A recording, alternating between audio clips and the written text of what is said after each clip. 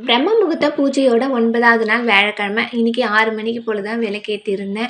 எப்பவுமே கடவுள வழிபாடு பண்றதுக்கு நம்மளுக்கு நாள் பூரா டைம் இருக்கு. இருந்தாலும் ஒரு குறிப்பிட்ட டைம்ல நம்ம ஏன் விளக்கேத்தி வழிபாடு பண்றோம்?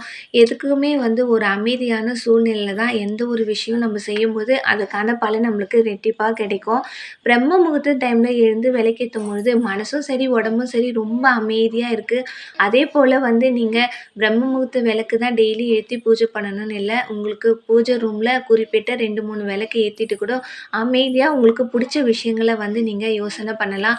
நீங்க எந்த விஷயத்துல நீங்க சக்சஸ் பண்ணணும்னு நெனைக்கிறீங்களோ, அந்த விஷயத்த பத்தி இது போல டைம்ல எழுந்து அதுக்கான முயற்சிய நீங்க பண்ணி பாருங்க. கண்டிப்பா அந்த விஷயம் சக்சஸ்ல முடியும். அதேபோல கடவுள்கிட்ட எந்த ஒரு வேண்டுதலும் நம்ம வைக்கும்போது நியாயமான கோரிக்கை வச்சு, அதுக்கான முயற்சிய நம்ம தொடர்ந்து பண்ணிக்கிட்டே இருக்கணும்.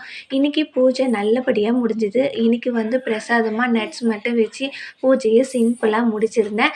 நாளைக்கு நம்ம இன்னொரு பூஜையில பார்க்கலாம். உங்களுக்கு என்னோட வீடியோலாம் புடிச்சிருந்தா மறக்காம சப்ஸ்கிரைப் பண்ணிக்கங்க. பெல் பட்டன கிளிக் பண்ணா தான் நான் போடுற வீடியோ வரும். பாய்.